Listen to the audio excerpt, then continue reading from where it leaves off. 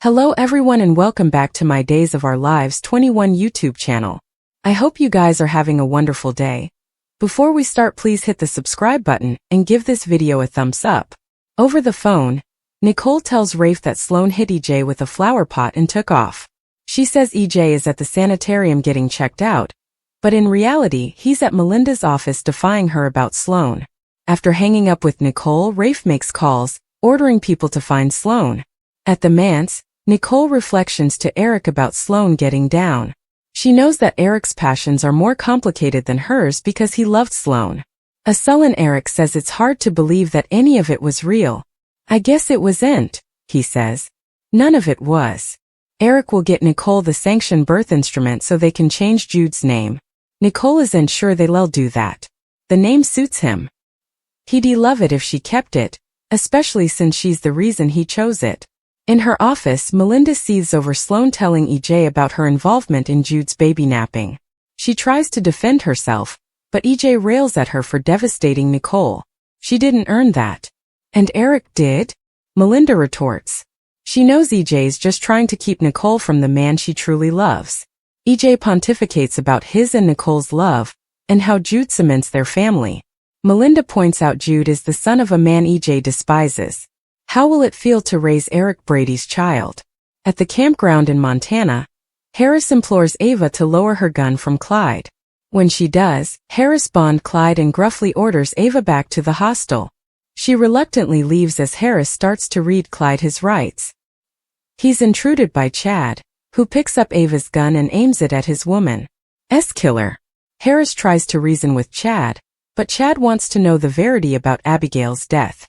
Stefan finds Rafe in the square to talk to him about Melinda refusing to renew Lee's murder case.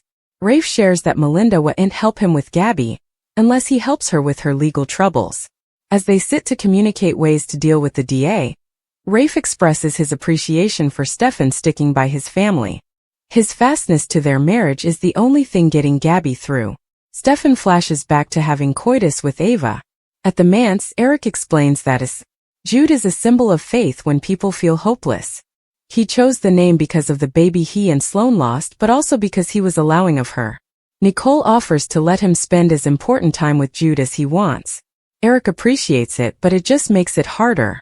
In Melinda's office, EJ proclaims that Jude is a demera who'll want for nothing. Melinda counters his father will be a cold-hearted swine who kept him from his real pater. EJ reminds her she made a mama suppose her infant was dead. However, they'll come out as winners if they both keep their mouths shut. Do we understand each other? Melinda will keep quiet for now, but she may need a favor in the future. EJ will happily oblige. Ava returns to the motel, where Lucas tells her the feds took Goldman down and that Chad's in Montana too. Ava worries about all the falsehoods she's told, some of which Harris doesn't know about. She wonders how important he'll be willing to forgive. Lucas advises her not to go to the worst place with this. He can tell Harris cares about her. Ava quips about taking advice from a man who abducted Hi's ex-wife. Lucas admits to letting his dubieties creep in. However, they'd still be together if he hadn't abducted Sammy. Ava worries that they haven't heard from Harris. In the square, Rafe tells Stefan that the ISA decrypted Clyde's black book. However, Rafe is confident Clyde will take it, if there's indeed a trace of a deal on the table. Stefan prodigies if Clyde's word would be enough to free Gabby. However, Rafe says they'll keep fighting if it's not. When Rafe leaves for the station, Stefan pensively looks at his marriage band. At the campground, Chad presents his proposition that Clyde killed Abby because she was getting too close to his medicine operation. Chad wasn't there to cover his woman, but he can retaliate her. Clyde says Abigail was killed for way further than medicine plutocrat. She got what she merited, and so did Chad. Chad tightens his grip on the gun. Clyde dares Chad to pull the detector. When Chad vows to absolutely end him, Clyde claims that Abigail is alive. Days of Our Lives spoilers recap for Wednesday, June 5th, reveals that Ava Vitale reluctantly put her gun down after facing Harris Michael's pressure to let him handle this. Harris pushed Ava to go back to the motel, so she told Clyde Weston that she'd see him in hell and stomped off. Moments after Harris put bind on Clyde, Chad Demera arrived and picked up the gun that Ava left before. This was Chad's occasion to force some answers out of Clyde, So he pushed him to admit Abigail's demise was premeditated, and that he targeted her because she was closing in on his medicine operation. Clyde acted like it didn't matter since Abigail was deceased no matter what, but he ultimately argued that both Chad and his woman both got what they merited. After Chad got rankled up and hovered to pull the detector, he wondered if Clyde was spooked now and asked how Clyde allowed Abby felt. Clyde eventually said he wouldn't know since he didn't kill Abigail. Chad looked thwarted as Clyde claimed Abigail was alive. Once Ava made it back to the motel on Wednesday's day's occasion, Lucas Horton told her that the feds dragged Rebecca Goldman out of there remonstrating and screaming. Ava explained that Harris wasn't happy about her plan to handle Clyde herself and bothered how numerous secrets he'd be willing to forgive, but Lucas gave her a vim talk and mentioned Chad's plan to question Clyde as well. At the DeMaramance on Wednesday's day's occasion, Nicole DeMara fumed over Sloan Peterson Brady getting down and talked about how satisfying it had been to rip into her. That said, Nicole knew Eric Brady's passions for Sloan were more complicated. Eric plotted to believe that what he participated with Sloan was real, and guessed that none of it was. Eric pledged to get Jude Brady's birth instrument so that Nicole could change his name, but she admitted they might not change it since she liked Jude and he was used to it.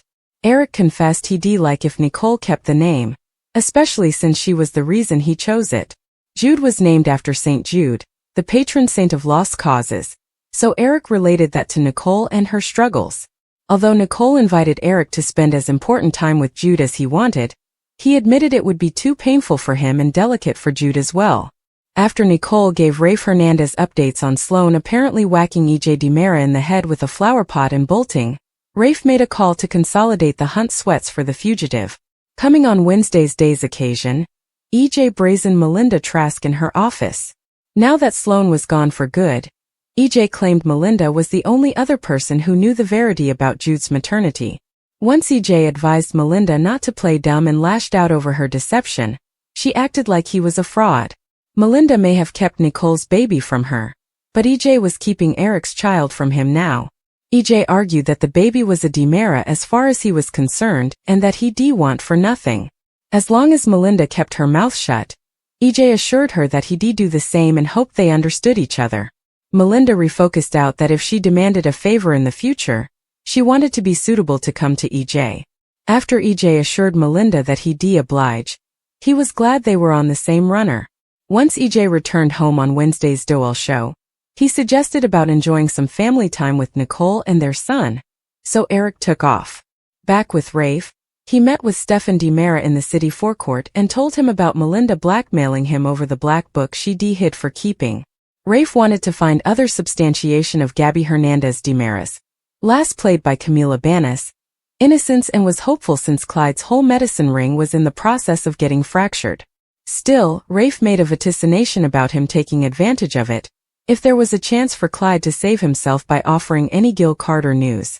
Rafe knew the separation had been tough on Stephen, but he praised him for his fidelity to Gabby and left Stephen feeling shamefaced as he flashed back to cheating with Ava. Days of Our Lives spoilers say Gabby will inescapably unleash her wrath over that treason down the road, so stay tuned.